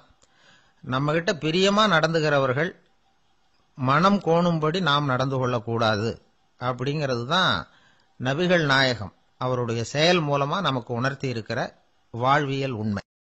ஆளை கண்டா ஏன் இப்படி முகத்தை திருப்பிக்கிட்டு வர்றீங்க அப்படின்னு கேட்டார் ஒருத்தர் நண்பர்கிட்ட. எலெக்ஷன்ல அவன் எதிர்த்து நின்னவன் சார், என்ன அவன்கிட்ட நமக்கு என்ன பேச்சுவார்த்தை அப்படின்னாராம் ரொம்ப கோபமா இவர். சரி, அந்த ஆள் யாருன்னு கேட்டேன். என் கூட பிறந்த தம்பி தான் சார் அப்படின்னார் அந்த கோபம் குறையாமல். அதாவது நம்ம ஊர் நிலவரம் இப்படி, அதாவது அண்ணனும் தம்பியும் எதிர்த்து நிப்பாங்க தேர்தல்ல, ஒருத்தர் கண்டா பேசிக்கிறது இல்லை. ஆனா இங்கிலாந்துல எப்படி தெரியுமா, அங்க ஒரே மேடையில போட்டி போடுற 2 வேட்பாளர்களும் பேசுவாங்களாம், பட்டிமன்றம் மாதிரி. ஒருத்தர் முதல்ல எழுந்திருப்பார், நான் இந்த தேர்தலில் வெற்றி பெற்றால் என்னென்ன செய்வேன் அப்படின்னு சொல்லிவிட்டு உட்காருவார். அதுக்கப்புறம் அடுத்தவர் எழுந்திருப்பார், அவர் சொல்லுவார், நான் வெற்றி பெற்றா இந்த மக்களுக்கு என்னென்ன செய்வேன், இந்த நாட்டுக்கு என்னென்ன செய்வேன் அப்படிங்கறத சொல்லிவிட்டு உட்காருவார். 2 பேரும் ஒரே மேடையில பேசுவாங்க. மக்கள் 2 பேர் பேச்சையும் கேட்டுக்கிட்டு ஒரு முடிவுக்கு வருவாங்க. இதுதான் அங்க உள்ள பழக்கம். இங்க அப்படி இல்ல. இங்க ஒருத்தர் பார்த்தாவே முகத்தை திருப்பிக்கிறது. ஒரு தடவை இது மாதிரி ஒரு கூட்டம் நடந்துகிட்டு இருக்கு அங்க வெளிநாட்டுல தான். நேரத்துக்கு சரியா ஒரு வேட்பாளர் வந்து சேரல. இது இங்கிலாந்துல நடந்த நிகழ்ச்சி. அப்புறம் என்னாச்சுன்னா ஒருத்தர் வந்துட்டாரு, இன்னொருத்தர் வந்து சேரல. அப்புறம் உடனே அந்த ஒருத்தர் வந்தவர் பேச ஆரம்பிச்சிட்டார். அதாவது அந்த இன்னொருத்தர் சார்பாவே பேசிட்டாராம். அதாவது அவர் வரல, நான் அவரு சார்பா வந்து நான் பேசிடுறேன். அதாவது அவர் ஜெயிச்சுட்டா அவர் என்னென்ன செய்வார் இந்த நாட்டுக்கு அப்படின்னு சொல்லி அவர் பக்கத்துல உள்ள நியாயத்தை எடுத்து இவரே சொல்லிட்டாராம். இப்படிலாம் அங்க நடந்துதான். இது எப்பேற்பட்ட தேர்தல் பண்பாடு பாருங்க. அதனால இன்னொரு விஷயம், இப்ப இங்கிலாந்துல எல்லாம் ஓட்டு கேட்கறப்ப வெற்றியா தோல்வியாங்கிறத ஓரளவுக்கு யூகிச்சு விடலாமா. இப்போ ஒரு வேட்பாளர் ஒரு வீட்டுக்கு முன்னாடி போய் நின்று எனக்கு ஓட்டு போடுங்கன்னு கேட்கறாருன்னு வச்சுங்களேன், அதுக்கு என்ன பார்த்து செய்யறோம், போயிட்டு வாங்க அப்படின்னு சில வீடுகள்ல வாசல்ல நின்னே சொல்லி அனுப்பிச்சிருவாங்களாம். வேற சில வீடுகள்ல எப்படின்னா வேட்பாளரை வீட்டுக்குள்ள கூப்பிட்டு காபி சாப்பிட சொல்லி உபசரிச்சு அதுக்கப்புறம் அனுப்பி வைக்கிறது வழக்கமா. இதுல எந்த வீட்டு ஓட்டு நிச்சயம் தெரியுமா? வாசல்ல நின்னே வழி அனுப்பி வச்சுடுறாங்க பாருங்க, அவங்க ஓட்டு நிச்சயம். உள்ள கூப்பிட்டு காப்பி கொடுத்து அனுப்புறாங்க பாருங்க, அவங்க ஓட்டு நிச்சயம் இல்லையா. சரி, அப்புறம் ஏன் அந்த உபசரிப்பு அப்படின்னு கேட்டா அதுக்கு ஒரு காரணத்தை சொல்றாங்க. அதாவது அது ஒரு அனுதாபத்தை தெரிவிக்கிற முறையா. ஐயோ பாவம், நாம இவருக்கு ஓட்டு தான் போட போறதில்ல, இதையாவது செய்வோம், காப்பியாவது சாப்பிட்டு போகட்டும் அப்படிங்கிற எண்ணமா. இப்படி அந்த ஒரு பழக்கம். ஆக அந்த ஊர்ல நிறைய காப்பி சாப்பிடணும்னு ஒருத்தர் ஆசைப்பட்டா தேர்தலில் தோத்து போறதுக்கு தயாரா இருக்கணும். ஒரு சமயம் ஒரு ஊர்ல தேர்தல் நடந்துதான். ஒரு தொகுதியில நின்று தோத்து போன ஒருத்தர் கையில ஒரு துப்பாக்கியோட ஊருக்குள்ள சுத்திக்கிட்டு இருந்தாராம். ஒரு போலீஸ்காரர் அவரை பார்த்துட்டு சந்தேகப்பட்டிருக்கார். அதனால அவரை தடுத்து நிறுத்தி என்ன இது துப்பாக்கியோட சுத்துறீங்களேன்னு விசாரிச்சிருக்கார். இதுக்கு அவர் சொன்னாராம், சார் இந்த தொகுதியில மொத்தம் 1,00,000 வாக்காளர்கள், அதுல எனக்கு 10,000 பேர் மட்டும்தான் எனக்கு ஓட்டு போட்டிருக்கிறாங்க. அப்படின்னா எனக்கு வேண்டாதவங்க இந்த தொகுதியில 90,000 பேர் இருக்கிறாங்கன்னு அர்த்தம். இப்படி ஒரு சூழ்நிலையில நான் என்னுடைய பாதுகாப்புக்கு ஆயுதம் இல்லாம நடமாடலாமா அப்படின்னு கேட்டாராம். எவ்வளவு எச்சரிக்கை பாருங்க. நம்ம ஊர்ல சில பேர் ஓட்டு கேட்கிற விதமே தனி. ஒருத்தர் ரொம்ப சாமர்த்தியமா ஓட்டு கேட்பாராம். அவர் எப்படின்னா, ஒரு வீட்டுக்கு போறாருன்னு வச்சுங்களேன், அந்த நேரம் அந்த வீட்டுக்காரரு என்ன செஞ்சுக்கிட்டு இருக்கிறாரோ அதே வேலையை இவரும் கொஞ்ச நேரம் செய்வாராம், அவருக்கு ஒத்தாசையா. அதுக்கப்புறம் மெதுவா பேச்சு கொடுப்பார், ஓட்டு கேட்பார், இது மாதிரி எலெக்ஷன்ல நிக்கிறேன் கவனிக்கணும்னு. அது மாதிரி ஒரு தடவை அவர் போனப்ப அங்க வந்து அவர் என்ன பண்ணிட்டு இருக்காரு, வீட்டுக்கு பின்னாடி மாட்டு கொட்டையில பால் கறந்துகிட்டு இருக்காரு ஒரு பசுமாட்டுக்கிட்ட. அந்த வீட்டுல இவர் ஓட்டு கேட்க போனவர் இவர் ஓடி போய் இன்னொரு சொம்பை எடுத்துக்கிட்டு அதே மாட்டுக்கு இன்னொரு பக்கம் போய் உட்காந்துக்கிட்டு இவரும் பால் கறக்க ஆரம்பிச்சிட்டார். எதிர உட்காந்துட்டு இருக்காரு அவரு, இவர் இந்த பக்கம் உட்காந்துருக்காரு. கீழே கொஞ்சம் குனிஞ்சு பார்த்தா ஒருத்தர் முகத்தை ஒருத்தர் பார்க்கலாம். கொஞ்ச நேரம் ஆனதுக்கு அப்புறம் இவர் மெதுவா அவர்கிட்ட பேச்சு கொடுத்தாராம். இது மாதிரி நான் எலெக்ஷன்ல நிக்கிறேன், நீங்க ஓட்டு போடணும், அதுக்காக தான் வந்தேன்னாராம். அது முடியாதுங்களேன்னாராம் அவரு. ஏன்னு கேட்டிருக்கார். நான் இந்த வீட்டுக்காரன் இல்ல, நானும் உன்ன மாதிரி ஓட்டு கேட்க வந்தவன் தான் அப்படின்னு. கங்கை கரை தோட்டம் பக்கத்துல ஒரு ஆசிரமம், அங்க ஒரு பெரியவர் தங்கி இருக்கிறார். அவர் தான் ராமகிருஷ்ண பரமஹம்சர். அந்த ஆசிரமம் இருந்த இடம் கரக்பூர். வங்காளத்துல பொதுவா எல்லாரும் மீன் சாப்பிடுறது உண்டு.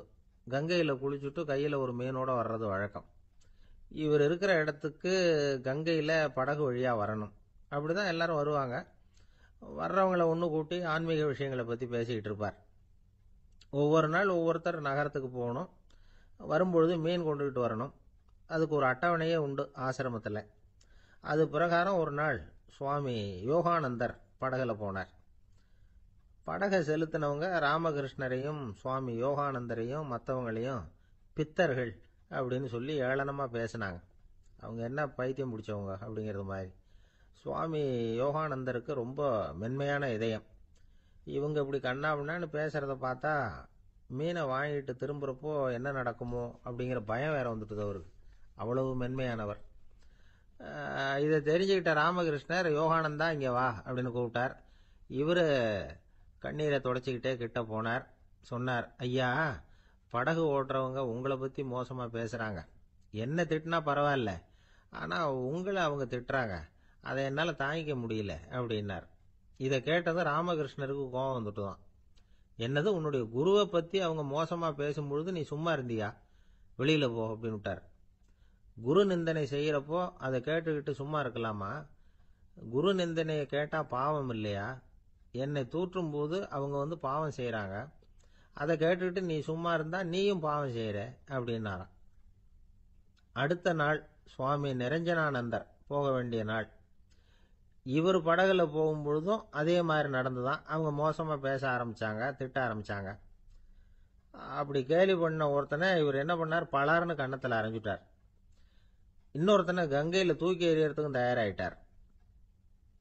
அதுக்கப்புறம் அவங்க யாரும் வாயை திறக்கல. மீன் வாங்கிட்டு வர்றப்பவும் படகுல ஒரே அமைதி. அவ்வளவு பயம் அவங்களுக்கு. ராமகிருஷ்ணர் கூப்பிட்டு விசாரிச்சார் என்ன நடந்ததுன்னு. இவர் சொன்னார், அவர் யோகானந்தா போகும்பொழுது என்ன நடந்ததோ அப்படியே தான் இப்பவும் நடந்தது. குரு நிந்தனை செய்யறத கேட்டுக்கிட்டு நான் சும்மா இருப்பேனா?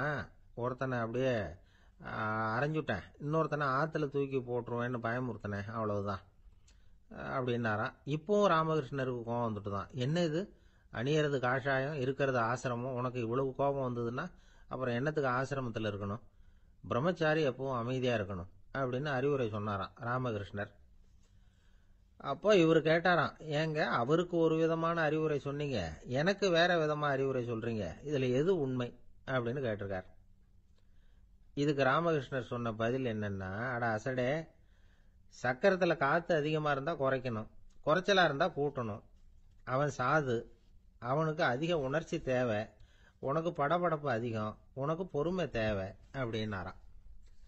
இதில் உள்ள கருத்து என்னன்னா, கல்விங்கிறது எப்படின்னா அதை சூழ்நிலைக்கு தகுந்த மாதிரி கற்பிக்கணும். எல்லாருக்கும் ஒரே மாதிரி கற்பிக்கக்கூடாது. கேட்குறவர் தகுதி, புரிஞ்சுக்கிற திறமை, இதை பொறுத்து கல்வி அமையணும். ஆரம்ப காலத்தில் ஒரு குரு, அப்போ ஒரு சீடன் இருந்தான். அது வேடிக்கையான குரு, வேடிக்கையான சீடன். ஒரு ஆசிரமம். ஒரு நாள் ஒருத்தன் அவசரமாக அந்த குருவை தேடி வந்திருக்கிறான். என்ன விஷயம்னு விசாரிச்சார் குரு. உங்கள் சீடர் என்னை அடிச்சுட்டார் அப்படின்னு புகார் பண்ணானா அந்த ஆள். குரு சீடனை கூப்பிட்டார். அடிச்சியா இந்த ஆளை அப்படின்னு கேட்டாராம். ஆமான் இருக்கான் சீடன். ஏன் அடிச்சே அப்படின்னு கேட்டாராம். இந்த ஆள் உங்களை பற்றி மட்டமாக பேசிவிட்டான், என்னால் அதை தாங்கிக்க முடியல, அதனால தான் அடிச்சுட்டேன் இருக்கான்.